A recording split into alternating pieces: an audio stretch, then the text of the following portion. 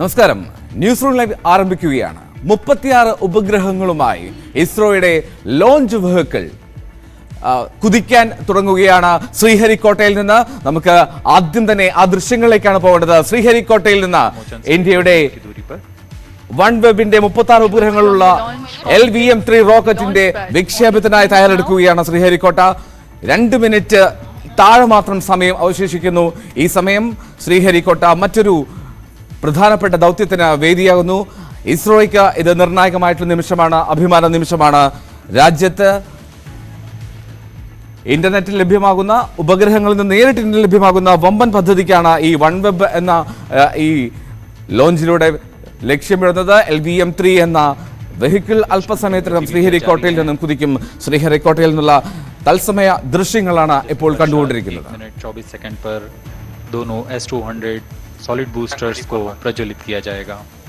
2 മിനിറ്റിൽ താഴെ മാത്രം സമയം. വിക്ഷേപണം കഴിഞ്ഞ് ഏതാണ്ട് 10 മിനിറ്റിൽ തന്നെ ആദ്യ ഉപഗ്രഹം വേർപെടുന്ന തരത്തിലാണ് ഈ പദ്ധതി തയ്യാറാക്കിയിരിക്കുന്നത്. OneWebന്റെ 36 ഉപഗ്രഹങ്ങൾ ശ്രീഹരിക്കോട്ടയിലെ സതീഷ് ധവാൻ സ്പേസ് സെന്ററിൽ നിന്ന് വിക്ഷേപിക്കും. അല്പസമയത്തിനും തന്നെ നമുക്ക് ആ ചരിത്ര നിമിഷത്തിന് സാക്ഷ്യം വഹിക്കാം. ഒരുപാട് പേർ ആ നിമിഷം കാണുവാനായി ശ്രീഹരിക്കോട്ടയിൽ സതീഷ് ധവാൻ സ്പേസ് സെന്ററിൽ എത്തിയിരിക്കുന്നു. നമുക്ക് ദൃശ്യങ്ങളിലേക്കാണ് പോകുന്നത്. 1 മിനിറ്റിൽ താഴെ മാത്രം സമയം. ഇസ്രോ LVM-3 റോക്കറ്റിനുള്ള അതിന്റെ ലോഞ്ചിനുള്ള കാത്തിരിപ്പിലാണ്. കൗണ്ട് ഡൗണിനുള്ള സമയമാകുന്നു. അവസാന 40 സെക്കൻഡിലേക്ക് പോവുകയാണ്. 36 ഉപഗ്രഹങ്ങളുമായി കുതിക്കാൻ തയ്യാറെടുക്കുന്നു LVM-3 റോക്കറ്റ്. 1/2 മിനിറ്റിൽ താഴെ മാത്രം സമയത്തിലേക്ക് അടുക്കുകയാണ് കൗണ്ട് ഡൗൺ. ISROയുടെ ഏറ്റവും കരുത്തുറ്റ റോക്കറ്റിന്റെ 6ാമത്തെ ദൗത്യമാണ് ഇന്ന് ശ്രീഹരിക്കോട്ടയിൽ നടക്കുന്നത്. 20 സെക്കൻഡിന്റെ സമയം മാത്രം. കൗണ്ട് ഡൗൺ ആരംഭിക്കുന്നു. അവസാന 10 സെക്കൻഡുകളിലേക്ക് എത്താൻ പോവുകയാണ്. 10, 9, 8, 7, 6, 5, 4, 3, 2, 1, 0. Plus 5 seconds. Lift off normal. Here we have a majestic lift-off. LVM-3 rocket കുതിച്ചുയരുകയാണ് ശ്രീഹരിക്കോട്ടയിൽ നിന്ന്. സതീഷ് ധവാൻ സ്പേസ് സെന്ററിൽ നിന്നും ഇന്ത്യയുടെ അഭിമാനം ഉയർത്തിക്കൊണ്ട് 6ാം ദൗത്യം LVM-3യുടെ ഇന്ത്യയുടെ ഏറ്റവും കരുത്തുറ്റ റോക്കറ്റിന്റെ 6ാം ദൗത്യമാണ് നമ്മൾ കാണുന്നത്. വിജയകരമായി ശ്രീഹരിക്കോട്ടയിൽ നിന്ന് ആദ്യഘട്ടം പിന്നിട്ട് മുകളിലേക്ക് ഉയരുന്ന മനോഹരമായിട്ടുള്ള കാഴ്ച. Here from the Mission Control Center we can feel the vibrations of the launch.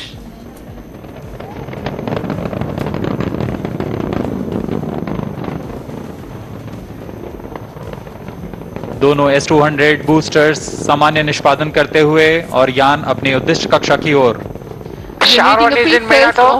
5,952 kilonewtons in vacuum with S-200 motors thrusting currently. S-200 motor जो कि ठोस नोदक पर आधारित चरण है, इसका एक मोटर का प्रणोदक करीब 200 टन का होता है.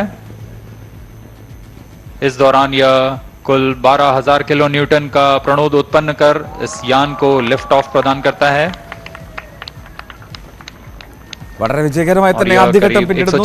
5805 കിലോഗ്രാം വരുന്ന ഉപഗ്രഹങ്ങളെ ഭൂമിയിൽ നിന്ന് ഏതാണ്ട് 450 കിലോമീറ്റർ അകലെയുള്ള ഭ്രമണപഥത്തിൽ എത്തിക്കുക എന്നുള്ളതാണ് പ്രഥമ ദൗത്യം. 10 മിനിറ്റിനുള്ളിൽ തന്നെ ആദ്യ ഉപഗ്രഹം ഈ റോക്കറ്റിൽ നിന്നും വേർപെടും. ഗോപിക സുരേഷ് ചേരുകയാണ് ന്യൂസ് ഡെസ്കിൽ നിന്ന്. ഗോപിക, ഈ മാർക്ക് 3യുടെ വിക്ഷേപണം അത് ആദ്യഘട്ടം വിജയകരമാണ് എന്ന് വേണം മനസ്സിലാക്കാൻ. വളരെ അഭിമാനമുള്ള നിമിഷം. എന്തൊക്കെയാണ് ഈ ഇസ്രോയുടെ ഈ ദൗത്യത്തിലെ പ്രധാന ലക്ഷ്യങ്ങൾ? എൽദോ, ഉപഗ്രഹങ്ങളിൽ നിന്ന് നേരിട്ട് ഇന്റർനെറ്റ് ലഭ്യമാക്കുന്ന ഒരു വമ്പൻ പദ്ധതിയാണ് OneWeb ലക്ഷ്യമിടുന്നത്. ആ പദ്ധതി ആണ് അതിന്റെ ISROയുടെ ഏറ്റവും കരുത്തുറ്റ റോക്കറ്റിന്റെ 6ാം ദൗത്യമാണ് ഇവിടെ ആരംഭിച്ചിരിക്കുന്നത്. ന്യൂ സ്പേസ് ഇന്ത്യ ലിമിറ്റഡിന്റെ ചരിത്രത്തിലെ ഏറ്റവും വലിയ വാണിജ്യ കരാറാണ് OneWebുമായി ഉള്ളത്. വിക്ഷേപണ തറയിൽ നിന്ന് ഉയർന്ന് പറന്നിരിക്കുകയാണ്. 20 മിനിറ്റിനുള്ളിൽ ഉപഗ്രഹങ്ങളെ ഭ്രമണപഥത്തിൽ എത്തിക്കുകയാണ് ലക്ഷ്യം. വിക്ഷേപണം കഴിഞ്ഞ് ഇനിയുള്ള 19-ാം മിനിറ്റിൽ ആദ്യ ഉപഗ്രഹം വേർപെടും. വിക്ഷേപണം വിജയകരമാണ് എന്ന് നമുക്ക് അല്പസമയത്തിനകം തന്നെ അറിയാൻ സാധിക്കും. 5805 കിലോഗ്രാം ഭാരം വരുന്ന ഉപഗ്രഹങ്ങളെ ഭൂമിയിൽ നിന്ന് 450 കിലോമീറ്റർ ഉയരത്തിലുള്ള ഭ്രമണപഥത്തിൽ എത്തിക്കുകയാണ് ലക്ഷ്യം. ഏകദേശം ഒരു 20 മിനിറ്റോടടുക്കുന്ന സമയത്ത് ഉപഗ്രഹങ്ങളെ എത്തിക്കുകയാണ് ലക്ഷ്യം. LVM-3 റോക്കറ്റിന്റെ രണ്ടാമത്തെ വാണിജ്യ വിക്ഷേപണമാണ് അല്പസമയം മുൻപ് കഴിഞ്ഞത്. കഴിഞ്ഞ ഒക്ടോബർ 23-നാണ് വൺവെബ് 36 ഉപഗ്രഹങ്ങൾ ഇതേ റോക്കറ്റിൽ വിക്ഷേപിച്ചിരിക്കുന്നത്. വൺവെബിന് നിലവിൽ 582 ഉപഗ്രഹങ്ങൾ ആണ് ഭ്രമണപഥത്തിൽ ഉള്ളത്. ഇന്നത്തെ വിക്ഷേപണത്തോടെ 618 ഉപഗ്രഹങ്ങളാണ് ഭ്രമണപഥത്തിൽ ഉണ്ടാവുക. ഉപഗ്രഹങ്ങളിൽ നിന്ന് നേരിട്ട് കമ്പ്യൂട്ടറുകളിലേക്ക് ഇന്റർനെറ്റ് ലഭ്യമാക്കുക എന്ന വമ്പൻ പദ്ധതി ലക്ഷ്യമിട്ടാണ് ഈ റോക്കറ്റുകൾ വിക്ഷേപിച്ചിരിക്കുന്നത്. നിലവിൽ ഉപഗ്രഹങ്ങളിൽ നിന്ന് ടവറുകളിലേക്കും അവയിൽ നിന്ന് റിലേ കേന്ദ്രങ്ങൾ വഴിയുമാണ് ഇന്റർനെറ്റ് ഫോണുകളിലേക്കും കമ്പ്യൂട്ടറുകളിലേക്കും മറ്റും ലഭ്യമാകുന്നത്. ഈ ഒരു പദ്ധതി വലിയ വിജയകരമാവുകയാണെങ്കിൽ ഇന്ത്യക്ക് അത് വലിയ കുതിച്ചുചാട്ടമായിരിക്കും, വലിയ വിജയമായിരിക്കും. അതായത് ഉപഗ്രഹങ്ങളിൽ നിന്ന് നേരിട്ട് കമ്പ്യൂട്ടറുകളിലേക്ക് ഇന്റർനെറ്റ് എത്തുന്ന പദ്ധതി ഇന്ത്യയുടെ ഗ്രാമാന്തരങ്ങളിൽ ഒക്കെ ഇന്റർനെറ്റ് സേവനം ലഭ്യമാക്കുക എന്നതാണ് ഈ ഒരു പദ്ധതിയുടെ ഉദ്ദേശ ലക്ഷ്യം. ഇന്ത്യയിലെ എല്ലാ ഗ്രാമങ്ങളിലും ഒറ്റപ്പെട്ട സ്ഥലങ്ങളിലും അതിവേഗം ഇന്റർനെറ്റ് ലഭ്യമാകുന്ന ഒരു പദ്ധതിയാണിത്. ഈ വിക്ഷേപണം വിജയകരമായാൽ ബഹിരാകാശ വിപണിയിൽ ISROയുടെയും ഒപ്പം തന്നെ LVM-3യുടെയും മൂല്യം ഉയരും എന്ന് വേണം മനസ്സിലാക്കാൻ. എൽദോ, വളരെ കൃത്യമായിട്ടും ISROയുടെ ലോഞ്ച് വെഹിക്കിൾ മാർക്ക് 3 കുതിച്ചുയരുന്ന കാഴ്ച നമ്മൾ കണ്ടുകൊണ്ടിരിക്കുന്നത്. ഏതാണ്ട് 20 മിനിറ്റിൽ തന്നെ ഇതിന്റെ ഒരു ദൗത്യത്തിന്റെ പൂർണ്ണ വിജയം നമുക്ക് അത് മനസ്സിലാക്കാൻ കഴിയും. 10 മിനിറ്റിൽ ആദ്യ ഉപഗ്രഹം വേർപെടും. സ്പേസ് സെന്ററിൽ നിന്ന്, സതീഷ് ധവാൻ സ്പേസ് സെന്ററിൽ നിന്നും LVM-3 റോക്കറ്റ് വിജയകരമായി കുതിച്ചുയരുന്ന കാഴ്ചയാണ് നമ്മൾ ഇപ്പോൾ കണ്ടത്. Here we have a majestic liftoff, 640 tons of powerhouse searing through the sky. Magnificent sight indeed. जी हाँ, सफलतापूर्ण उत्थापन LVM-3 ബ്രിട്ടീഷ് കമ്പനി വൺവെബിന് വേണ്ടിയുള്ള ഇന്ത്യൻ ബഹിരാകാശ ഗവേഷണ സംഘടനയുടെ വിക്ഷേപണമാണ് ഇപ്പോൾ നടന്നത്. ശ്രീഹരിക്കോട്ടയിൽ നിന്ന് ഉപഗ്രഹാധിഷ്ഠിത ഇന്റർനെറ്റിനായി വൺവെബ് കമ്പനിയുടെ 36 ഉപഗ്രഹങ്ങളാണ് ഈ റോക്കറ്റിലുള്ളത്, ഈ launch വെഹിക്കിളിലുള്ളത്. 10, 9, 8, 0 plus 5 seconds. Lift off normal. Here we have a majestic liftoff, 640 tons of powerhouse searing through the sky. Magnificent sight indeed. जी हाँ, सफलतापूर्ण उत्थापन LVM-3 प्रमोचन यान का आकाश में गर्जना करता हुआ यह सबसे भारी रॉकेट है इसरो का. First stage performance normal. Here from the mission control center we can feel the vibrations of the launch. 10, 9, 8, 0 plus 5 seconds. LVM-3 ഉപയോഗിച്ച് 5805 കിലോഗ്രാം ഭാരമുള്ള ഉപഗ്രഹങ്ങളാണ് 455 കിലോമീറ്റർ അകലെയുള്ള ഭ്രമണപഥത്തിൽ എത്തിക്കുന്നത്. ഏതാണ്ട് 20 മിനിറ്റിന്റെ സമയം, അതിനുള്ളിൽ തന്നെ നമുക്ക് ഇതിന്റെ ഒരു പൂർണ്ണ വിജയം അവകാശപ്പെടാൻ കഴിയും. ഇസ്രോയ്ക്ക് മറ്റൊരു നാഴികക്കല്ല്, മറ്റൊരു അഭിമാന നേട്ടത്തിലേക്ക് എത്താനുള്ള സമയമാണ് ഈ ഞായർ. रॉकेट है इसरो का. First stage performance normal. ആദ്യഘട്ടം അത് അഭിമാനകരമാണ്, സന്തോഷകരമാണ്. എന്താണ് നമുക്ക് കാത്തിരിക്കാം, ഏറ്റവും പ്രതീക്ഷയോടെയും സന്തോഷത്തോടെയും കൂടി തന്നെ. മറ്റു വാർത്തയിലേക്ക്. രാഹുൽ ഗാന്ധിയെ അയോഗ്യനാക്കിയ നടപടിക്കെതിരെ പ്രതിഷേധം കടുപ്പിക്കുകയാണ് കോൺഗ്രസ്. രാജ്ഘട്ടിൽ പാർട്ടി അധ്യക്ഷൻ മല്ലികാർജ്ജുൻ ഖാർഗെയുടെ നേതൃത്വത്തിൽ സത്യാഗ്രഹം നടക്കുകയാണ്. രാജ്യത്തെ എല്ലാ ജില്ലാ കേന്ദ്രങ്ങളിലും ഇന്ന് സത്യാഗ്രഹം നടത്തും. ലോക്സഭയിൽ നാളെ വിഷയം ഉന്നയിക്കുകയും ചെയ്യും. ER രാഗേഷ് ചേരുകയാണ് വിശദാംശങ്ങളുമായി. രാഗേഷ്, പ്രതിഷേധം അത് രാജ്യവ്യാപകമാണ്. നമ്മൾ സംസ്ഥാനത്ത് ഉടനീളം കണ്ടു, രാജ്യത്ത് ഉടനീളം കണ്ടു. കോൺഗ്രസ് ഏറ്റവും കടുത്ത പ്രതിഷേധം ഏറ്റവും ശക്തമായ രീതിയിൽ തന്നെ അയോഗ്യതയ്ക്കെതിരെ പ്രതികരിക്കുകയാണ് ഈ നിമിഷത്തിൽ. എന്താണ് വിശദാംശം? എൽദോ, പ്രതിഷേധം കടുപ്പിച്ചുകൊണ്ട് മുന്നോട്ട് പോകാൻ തന്നെയാണ് കോൺഗ്രസിന്റെ തീരുമാനം. കാരണം രാഹുൽ ഗാന്ധി തന്നെ ഇക്കാര്യം ഇന്നലെ വ്യക്തമാക്കിയത് അദാനിക്കെതിരെ മിണ്ടാതിരിക്കാൻ വേണ്ടിയാണ് തന്നെ അയോഗ്യനാക്കുക എന്നാണ് രാഹുൽ ഗാന്ധി ഉന്നയിച്ചത്. അങ്ങനെ ഒരു രാഷ്ട്രീയ ആരോപണം ഉയർത്തിക്കൊണ്ട് കോൺഗ്രസ് ഈ വിഷയത്തിൽ പ്രതിഷേധം ഘടിപ്പിക്കുന്നു. ഇന്ന് രാജ്യവ്യാപക പ്രതിഷേധമാണ് കോൺഗ്രസ് ആഹ്വാനം ചെയ്തിരിക്കുന്നത്. എല്ലാ ജില്ലാ കേന്ദ്രങ്ങളിലുമാണ് കോൺഗ്രസിന്റെ സത്യാഗ്രഹം സംഘടിപ്പിക്കുന്നത്. ഇതിന്റെ ഡൽഹിയിൽ രാജ്ഘട്ടിലാണ് കോൺഗ്രസ് നേതാക്കൾ സത്യാഗ്രഹം ഇരിക്കുക. പാർട്ടി അധ്യക്ഷൻ മല്ലികാർജ്ജുൻ ഖാർഗെ, സംഘടനാ ചുമതലയുള്ള general secretary KC Venugopal, Priyanka Gandhi തുടങ്ങിയ നേതാക്കൾ രാജ്ഘട്ടിലെ സത്യാഗ്രഹത്തിൽ പങ്കെടുക്കുകയും ചെയ്യും. 10 മണി മുതൽ 5 മണി വരെയാണ് സത്യാഗ്രഹം നിശ്ചയിച്ചിരിക്കുന്നത്. ഒപ്പം തന്നെ പാർലമെന്റ് സമ്മേളിക്കുന്ന സമയമാണ്. പക്ഷേ ഇന്ന് ഞായറാഴ്ചയാണ്.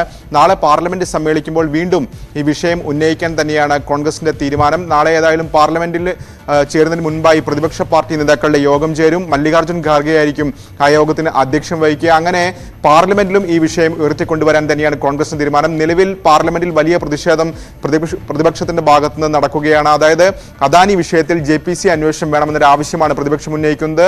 രാഹുൽ വിഷയം കൂടി വരുമ്പോൾ സ്വാഭാവികമായും വരും ദിവസങ്ങളിൽ സഭ പ്രക്ഷുബ്ധമാകുമെന്ന് ഉറപ്പാണ്. ഇതിന് പുറമെ വലിയ രീതിയിലുള്ള പ്രതിഷേധ പരിപാടികളും കോൺഗ്രസ് ആലോചിക്കുന്നുണ്ട്.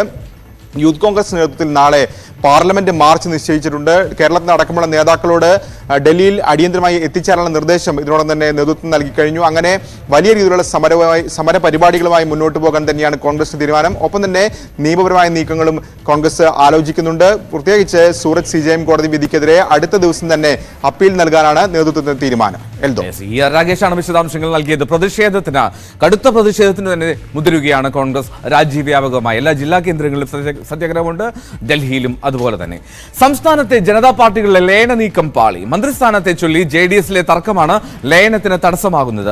2.5 വർഷത്തിനു ശേഷം മന്ത്രിസ്ഥാനം നൽകണമെന്ന മാത്യു T. തോമസിന്റെ ആവശ്യം K. കൃഷ്ണൻകുട്ടി വിഭാഗം തള്ളി. Parliamentary board chairman, parliamentary party നേതാവ് സ്ഥാനങ്ങളിൽ ഒന്ന് വേണമെന്ന LJD-യുടെ ആവശ്യത്തിലും തീരുമാനമായിട്ടില്ല. News 18 exclusive. കേരളത്തിലെ 2 ജനതാ പാർട്ടികളും ഭരണമുന്നണിയുടെ ഭാഗമാണ്. ഒറ്റ പാർട്ടിയായി മുന്നണി നിൽക്കണമെന്ന താൽപര്യം പലതവണ CPI നേതൃത്വം ഇരു പാർട്ടികളെയും അറിയിച്ചിരുന്നു. തെരഞ്ഞെടുപ്പുകളിൽ കൂടുതൽ സീറ്റും സർക്കാരിൽ കൂടുതൽ പദവി ലഭിക്കാത്തതിന് തടസ്സവും ഇതാണെന്ന് ജനതാ പാർട്ടി നേതൃത്വങ്ങൾ വിലയിരുത്തിയിട്ടുമുണ്ട്. അതിനാലാണ് പലതവണ മാറ്റിവെച്ച ലയന നടപടികൾ വേഗത്തിലാക്കാൻ ശ്രമം തുടങ്ങിയത്. 2 പാർട്ടികളുടെയും സംസ്ഥാന ഭാരവാഹി യോഗങ്ങൾ ചേർന്ന് ലയനത്തിന് പച്ചക്കൊടി കാട്ടി. ലയന ഉപാധികളിലും ഏകദേശ ധാരണയായി. മാതൃപാർട്ടിയായ ജനതാദൾ S-ൽ LJD ലയിക്കാനായിരുന്നു തീരുമാനം. എന്നാൽ ഇപ്പോൾ ലയന നടപടികൾ പൂർണ്ണമായും സ്തംഭനാവസ്ഥയിലാണ്. അധികാര സ്ഥാനങ്ങൾ സംബന്ധിച്ച് JDS-ലെ തർക്കമാണ് പ്രധാന കാരണം. ആദ്യ പിണറായി മന്ത്രിസഭയിൽ മന്ത്രിസ്ഥാനം മാത്യു T. തോമസും K. കൃഷ്ണൻകുട്ടിയും പങ്കിട്ടെടുത്തിരുന്നു. ഇത്തവണയും ആ ധാരണ നിലവിലുണ്ടെന്നാണ് മാത്യു T. തോമസ് അനുകൂലികളുടെ വാദം. എന്നാൽ കൃഷ്ണൻകുട്ടി വിഭാഗം ഇത് അംഗീകരിക്കുന്നില്ല. ലയിച്ച് ഒറ്റ പാർട്ടിയായാൽ മാത്യു T. തോമസിന്റെ അവകാശവാദത്തിന്റെ ശക്തി കുറയുമെന്ന് കൃഷ്ണൻകുട്ടി കരുതുന്നു. LJD-യിൽ നിന്ന് വരുന്നവർക്ക് മാത്യു T.യേക്കാൾ താല്പര്യം കൃഷ്ണൻകുട്ടിയോടാണ് എന്നതുതന്നെ കാരണം. മാത്രമല്ല അവർക്കൊപ്പമുള്ള MLA KP മോഹന്റെ പിന്തുണയും കൃഷ്ണൻകുട്ടിക്ക് ലഭിക്കും. ഇത് മനസ്സിലാക്കിയാണ് ലയനം പരമാവധി വൈകിപ്പിക്കാൻ മാത്യു T. തോമസ് ശ്രമിക്കുന്നത്. സംസ്ഥാന അധ്യക്ഷ പദവി കഴിഞ്ഞാൽ parliamentary party board chairman, parliamentary party നേതാവ്, സെക്രട്ടറി ജനറൽ സ്ഥാനങ്ങളാണ് ജനതാ പാർട്ടികളിൽ പ്രധാനം. ഇതിൽ പാർട്ടി അധ്യക്ഷൻ, പാർലമെന്ററി പാർട്ടി നേതാവ് സ്ഥാനങ്ങളിൽ JDS-ൽ ഇപ്പോൾ മാത്യു T. തോമസ് ആണ്. പാർലമെന്ററി പാർട്ടി സ്ഥാനം KP മോഹന് വേണ്ടി LJD ആവശ്യപ്പെടുന്നുമുണ്ട്. അത് വിട്ടു നൽകാൻ മാത്യു T. തോമസ് തയ്യാറല്ല.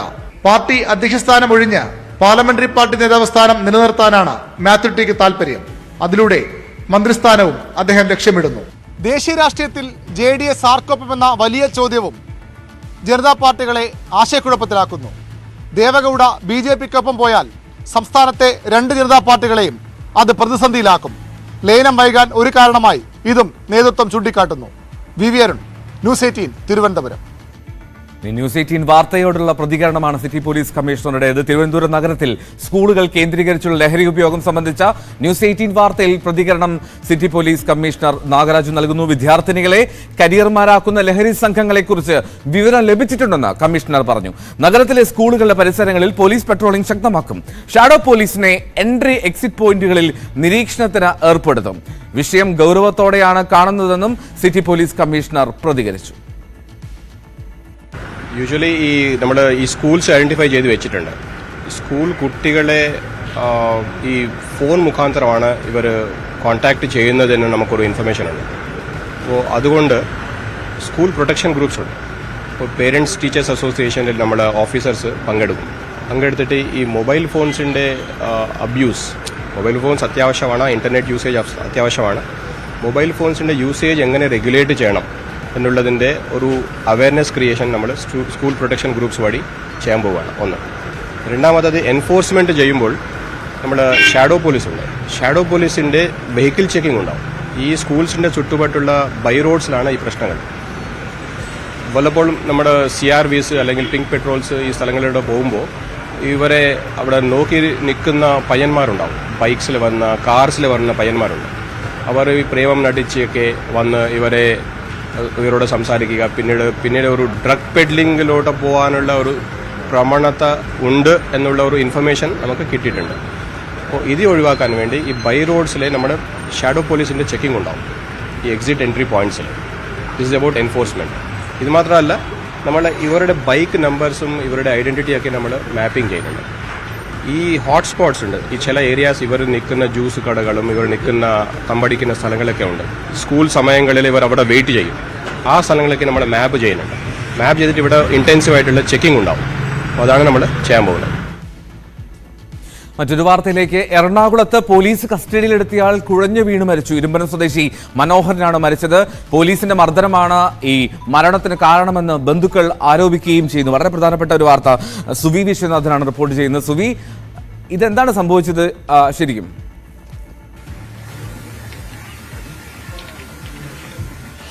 എൽദോ, പോലീസ് കസ്റ്റഡിയിലാണ് മനോഹരൻ മരിച്ചത് എന്നാണ് ബന്ധുക്കൾ ആരോപിക്കുന്നത്. ഇന്നലെയാണ് ഏറ്റവും ദുഃഖകരമായ ഈ ഒരു സംഭവം ഉണ്ടായത്. പോലീസ് മദ്യപിക്കുന്നവരുടെ പരിശോധന നടത്തുകയായിരുന്നു. അതിനിടയിലാണ് മനോഹരൻ ബൈക്കുമായി എത്തിയത്. ബൈക്ക് നിർത്താതെ പോയി എന്നാണ് പോലീസ് ആരോപിക്കുന്നത്. തുടർന്ന് പോലീസ് ചേസ് ചെയ്ത് മനോഹരന്റെ അടുത്തെത്തുകയും മനോഹരനെ കസ്റ്റഡിയിലെടുക്കുകയും ചെയ്തു.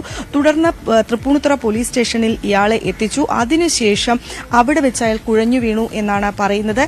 അതിനുശേഷം ഇയാളെ ആശുപത്രിയിൽ എത്തിച്ചെങ്കിലും ജീവൻ രക്ഷിക്കാൻ സാധിച്ചിരുന്നില്ല. ഏതായാലും ബന്ധുക്കൾ ആരോപിക്കുന്നത് മനോഹരന് ഈ പോലീസ് കസ്റ്റഡിയിൽ വെച്ച് മർദ്ദനമേറ്റിരുന്നു എന്നാണ് ബന്ധുക്കൾ ആരോപിക്കുന്നത്. ഏതായാലും നമ്മോടൊപ്പം ഇപ്പോൾ ഒരു ദൃക്സാക്ഷി, മർദ്ദനം കണ്ട ഒരു ദൃക്സാക്ഷി നമ്മളോടൊപ്പം ചേരുകയാണ്. എന്താ ചേച്ചി, എന്താ കണ്ടത്? ഞാനിന്നലെ എൻ്റെ ആങ്ങളെ മദ്യപിക്കണതാ. അപ്പോൾ അവിടെ പറഞ്ഞു പോലീസുകാർ വന്ന് മദ്യപിച്ച പിള്ളേരെയൊക്കെ പിടിച്ചെന്ന് പറഞ്ഞു. ഞാൻ വീട്ടിൽ തന്നെ, എൻ്റെ വീട് അവിടെ തൊട്ടടുത്ത് ഇറയത്ത് ഇങ്ങനെ ഇരിക്കുകയാണ് കറിക്കുന്നതാക്കി. അപ്പോൾ ഒച്ച കേട്ടപ്പോൾ ഞാൻ ആദ്യം അവിടെ ഇട്ടിട്ട് ഞാൻ ഓടി ചെന്ന് ജീപ്പിനകത്ത് നോക്കി, ഇവനുണ്ടാന്ന് നോക്കിയപ്പോൾ ഇവൻ അതിനകത്തില്ല. അത് കഴിഞ്ഞപ്പോൾ നോക്കുമ്പോൾ ഈ പയ്യൻ വണ്ടി ഇങ്ങനെ തള്ളിക്കൊണ്ട് വരികയാണ്. ഒന്ന് നടന്നണ്ട വന്ന. അപ്പോൾ ആ മനോഹരൻ തള്ളിക്കൊണ്ട് വന്നു കഴിഞ്ഞാൽ ഹെൽമെറ്റ് മുഖത്തുനിന്ന് എടുത്തിട്ടില്ല. അപ്പോൾ ഇവിടെ അടുത്ത് വന്നു കഴിഞ്ഞപ്പോൾ പോലീസ് ചോദിച്ചത്, എന്താടാ നീ ഞങ്ങൾ കൈ കാണിച്ചിട്ട് വണ്ടി നിർത്താൻ എന്താണെന്ന് ചോദിച്ചു. ആ പറഞ്ഞു, സാറേ ഞാൻ പേടിച്ചിട്ടാണ് വണ്ടി നിർത്താത്തതെന്ന് പറഞ്ഞ് ഹെൽമെറ്റ് ഊരി ഒരൊറ്റ അടി അതിൻ്റെ മുഖത്തേക്ക് അടിച്ച്. ഹെൽമെറ്റ് കേരള വണ്ടിയിലേക്കെന്ന് പറഞ്ഞു. അപ്പോൾ ഞാൻ വണ്ടി ഹെൽമെറ്റ് എവിടെ ഒതുക്കണ്ടേന്ന് ചോദിച്ചു. അതൊക്കെ ഞങ്ങൾ കൊണ്ടുവന്നോളാം, നീ വണ്ടിയിട്ട് കയറ്റെന്നും പറഞ്ഞ് കൈ പിടിപ്പിച്ച് വണ്ടിയിലേക്ക് കയറ്റണേ കണ്ട. അപ്പം ഞാൻ അവിടെ നിന്ന് പിള്ളേരോട് ഞാൻ പറഞ്ഞു, എടാ മദ്യപിച്ച പിള്ളേരെ അവർ പിടിച്ച് അകത്ത് കയറ്റിയിട്ടുണ്ട്, പിന്നെ മദ്യപിക്കാതെ ഇന്ന കൊച്ചിനെ പിടിച്ച് തല്ലിയെന്തിനാ, നിങ്ങൾക്ക് ആർക്കും മിണ്ടാൻ പാടില്ല ഞാന്ന് ചോദിച്ചപ്പോൾ പറഞ്ഞു, ചേച്ചി ഞങ്ങളൊക്കെ മദ്യം കഴിച്ചിട്ടുണ്ട്, ഞങ്ങളെ പിടിച്ചാൽ ഞങ്ങളെ ഊതിക്കും. അപ്പം ഇത് അവിടെ വെച്ച് തന്നെ മനോഹരനെ ഇവർ ഊതിച്ചപ്പോൾ മദ്യം കഴിച്ചിട്ടില്ല. അപ്പം മദ്യം കഴിച്ചിട്ടില്ലെന്ന് പറഞ്ഞപ്പോൾ ഞാൻ ഒച്ച എടുത്തത്. അപ്പോൾ എന്നോട് പിള്ളേർ പറഞ്ഞു, ചേച്ചി അങ്ങ് പൊക്കോന്ന് പറഞ്ഞു. ഞാൻ വീട്ടിൽ വന്ന് കിടന്ന് 11 മണിയായപ്പോൾ കൊച്ചു വിളിച്ച് പറയണം, അമ്മ ഞങ്ങളെ പോലീസ് സ്റ്റേഷൻ വരെ പോവുകയാണ്, ആ ചേട്ടന് സുഖമില്ല. അപ്പോൾ ഞാൻ ചോദിച്ചു എന്താ കാര്യം എന്ന് ചോദിച്ചു. ഒറ്റക്കാമ്പിള്ളേരെ പുറത്ത് വിടാൻ എനിക്ക് പേടിയാണ്. അപ്പോഴാണ് പറഞ്ഞ അമ്മ ആ ചേട്ടൻ മരിച്ചുപോയി, പോലീസ് സ്റ്റേഷനിൽ കുഴഞ്ഞു വീണ് മരിച്ചെന്ന് പറഞ്ഞു. ദൈവമേ, ഞാൻ പറഞ്ഞു ഇനി അടിയിൽ അതിനും വല്ലതും പറ്റിയതാണോ? പോലീസ് അടിച്ച് നല്ല അടിയെന്ന് വെച്ചാൽ നല്ല കറ തീർന്നുള്ള അടിയാണ് സാർ അടിച്ചത്. ഇങ്ങനെ ആയ എന്ത് ചെയ്യും? ഇവിടെ ഇഷ്ടം പോലെ പിള്ളേരുണ്ട്. ഈ പിള്ളേർക്കൊക്കെ ഊതിക്കുന്നതിന് മുമ്പാണോ പോലീസ് അടിച്ചത്? ആ, ഊതിക്കണതിന് മുമ്പ് അടിച്ചത്. കാരണം ചെന്ന് നിൽക്കും, ഞാൻ ജീപ്പിൽ എന്റെ ആങ്ങളെ ഉണ്ടാന്ന് ഞാൻ നോക്കിയാണ്. ഒരു പോലീസുകാരനാണോ വേറെ? 4 പേരുണ്ടായിരുന്നു. 3 പേരും ഇല്ല, 4 പേര് മതിച്ച് ഒരാൾ അടിച്ചോളൂ. ബാക്കി 2 പേര്, 3 പോലീസും ഒരു ജീപ്പും ഉണ്ടായിരുന്നു. ജീപ്പിന്റെ ഡ്രൈവറായിരുന്നു.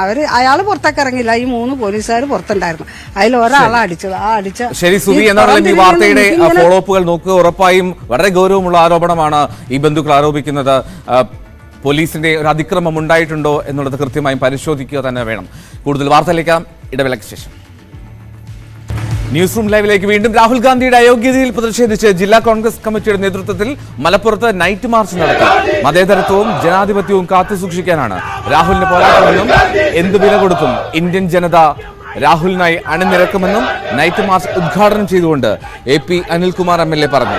DCC അധ്യക്ഷൻ advocate VS Joy, KPCC general secretary Aryadan Shoukath തുടങ്ങിയവരും പങ്കെടുത്തു.